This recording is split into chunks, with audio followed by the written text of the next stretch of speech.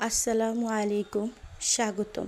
আজকে আপনাদের দেখাবো অথেন্টিক স্টাইলে বাদাম ভর্তা। এই বাদাম ভর্তাটা আমি শিখেছি আমার শাশুড়ি মায়ের কাছে। এখানে অনেকগুলো ট্রিক্স আছে, এগুলো ফলো করলে ভর্তাটা হয়ে যেতে পারে খুবই সুস্বাদু। আপনারা বলতে পারেন এগুলো কী গাছ? মহান আল্লাহ তাআলার সৃষ্টি যে কত চমৎকার, না দেখলে বোঝা যায় না। যারা যারা বলতে পারবেন এগুলো কী গাছ, কমেন্ট করে জানাবেন। মহান আল্লাহ তাআলা এই পৃথিবীতে আমাদের জন্য কত না রিজিকের ব্যবস্থা করেছে, কত সুস্বাদু, কত চমৎকার। এগুলো আসলে কি? এগুলো হচ্ছে বাদাম। গাছ থেকে পেড়ে এগুলো ছাড়িয়ে নিচ্ছে, তারপরে ধুতে হবে, তারপরে শুকাতে হবে। তারপরে আমরা শুকানো বাদাম বাজার থেকে কিনে নিই। কিন্তু আমাদের যারা কৃষক ভাই আছে তারা যে কত কষ্ট করে এই বাদামগুলো সংগ্রহ করে, না দেখলে বোঝা যায় না। আমরা আসলে যারা শহরে থাকি তারা ভাবতেই পারি না যে প্রতিটা জিনিস কিভাবে তৈরি হয়ে আমাদের কাছে আসে, আর এই প্রতিটা জিনিসের পিছনে কত পরিশ্রম, কত খাটুনি, আসলে না দেখলে তা বোঝা যায় না। আজকে এই বাদামই আমি আজ ভর্তা করে দেখাবো। জানেন তো বাদাম কেনার ট্রিক্স? যে বাদামগুলো খুব ভালোভাবে শুকানো হয় ওই বাদামগুলো অনেক দিন সংরক্ষণ করা যায়।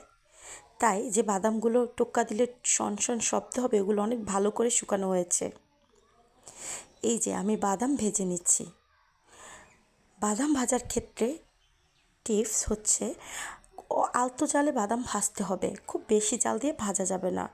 সময় নিয়ে ভাজতে হবে এবং নেড়ে নেড়ে আপনি যদি কম জালে অনেকক্ষণ বাদাম ভাজেন সেই বাদামটা খেতে খুবই টেস্টি হয়। আর ভাজার পরে খেয়াল রাখতে হবে যে আমরা কিছুক্ষণ চুলাটা বন্ধ করে চুলার উপর রেখে দিব, তাহলে বাদামগুলো আরও সুন্দরভাবে ভাজা হবে। আপনি যদি প্রপারভাবে কোনো বাদাম ভাজতে পারেন তাহলে সেই বাদামটা খেলে মাশাআল্লাহ অনেক ভালো স্বাদ। বাদামগুলো ছুলে নিচ্ছি খোসা ছাড়িয়ে। আমার বাদামগুলো খোসা ছাড়ানো হয়ে গেছে। আর আমি খুব অল্প উপকরণে বাদাম ভর্তা তৈরি করব, শুধু পেঁয়াজ আর শুকনো মরিচ। অথেন্টিক স্টাইল, গ্রাম বাংলার স্টাইলে। আমি কিন্তু কোনো কিছু তেলে ভাজিনি, নর্মালি ভেজেছি। আর ভর্তা তো আপনারা সবাই জানেন, আমি আর কি বলবো, দেখেই বুঝে নেন।